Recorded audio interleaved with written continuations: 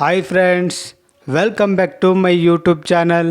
ನೋಡಿ ಫ್ರೆಂಡ್ಸ್, ಇವತ್ತಿನ ವಿಡಿಯೋದಲ್ಲಿ ನಟಿ ನಿವೇದಿತಾ ಅವರು ಅಭಿನಯಿಸಿರುವ ಕನ್ನಡ ಚಲನಚಿತ್ರಗಳ ಬಗ್ಗೆ ತಿಳಿಯೋಣ.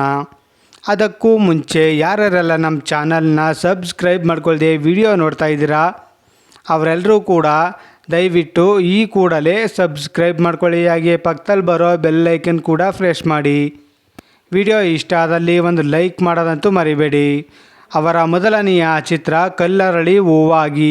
ಈ ಚಿತ್ರವು 2006ರಲ್ಲಿ ತೆರೆಕಂಡು ಆವರೇಜ್ ಆಗಿತ್ತು. ಅವರ ಎರಡನೆಯ ಚಿತ್ರ ಮಾತಾಡು ಮಲ್ಲಿಗೆ. ಈ ಚಿತ್ರವು 2007ರಲ್ಲಿ ತೆರೆಕಂಡು ಹಿಟ್ ಆಗಿತ್ತು. ಅವರ ಮೂರನೆಯ ಚಿತ್ರ ಸಿಕ್ಸರ್. ಈ ಚಿತ್ರವು 2007ರಲ್ಲಿ ತೆರೆಕಂಡು ಸೂಪರ್ ಹಿಟ್ ಆಗಿತ್ತು. ಅವರ ನಾಲ್ಕನೆಯ ಚಿತ್ರ ಅವ್ವ. ಈ ಚಿತ್ರವು 2008ರಲ್ಲಿ ತೆರೆಕಂಡು ಆವರೇಜ್ ಆಗಿತ್ತು.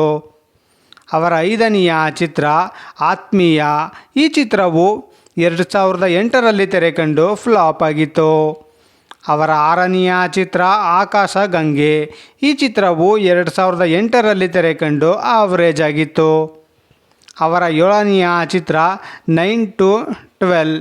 ಈ ಚಿತ್ರವು 2011ರಲ್ಲಿ ತೆರೆಕಂಡು ಹಿಟ್ ಆಗಿತ್ತು. ಅವರ ಎಂಟನೆಯ ಚಿತ್ರ ಪರಿ. ಈ ಚಿತ್ರವು 2012ರಲ್ಲಿ ತೆರೆಕಂಡು ಆವರೇಜ್ ಆಗಿತ್ತು. ಅವರ ಒಂಬತ್ತನೆಯ ಚಿತ್ರ ಕಿಲಾಡಿ ಕಿಟ್ಟಿ. ಈ ಚಿತ್ರವು 2012ರಲ್ಲಿ ತೆರೆಕಂಡು ಫ್ಲಾಪ್ ಆಗಿತ್ತು. ಅವರ ಹತ್ತನೆಯ ಚಿತ್ರ ಗಾಂಧಿ ಸ್ಮೈಲ್. ಈ ಚಿತ್ರವು 2012ರಲ್ಲಿ ತೆರೆಕಂಡು ಹಿಟ್ ಆಗಿತ್ತು. ಅವರ 11ನೆಯ ಚಿತ್ರ ಯಾರೇ ಕೂಗಾಡಲಿ. ಈ ಚಿತ್ರವು 2012ರಲ್ಲಿ ತೆರೆಕಂಡು ಫ್ಲಾಪ್ ಆಗಿತ್ತು. ಅವರ 12ನೆಯ ಚಿತ್ರ ನಿಂಬೆ ಹುಳಿ. ಈ ಚಿತ್ರವು 2014ರಲ್ಲಿ ತೆರೆಕಂಡು ಹಿಟ್ ಆಗಿತ್ತು. ಅವರ 13ನೆಯ ಚಿತ್ರ ಡಿಸೆಂಬರ್ 1. ಈ ಚಿತ್ರವು 2014ರಲ್ಲಿ ತೆರೆಕಂಡು ಹಿಟ್ ಆಗಿತ್ತು.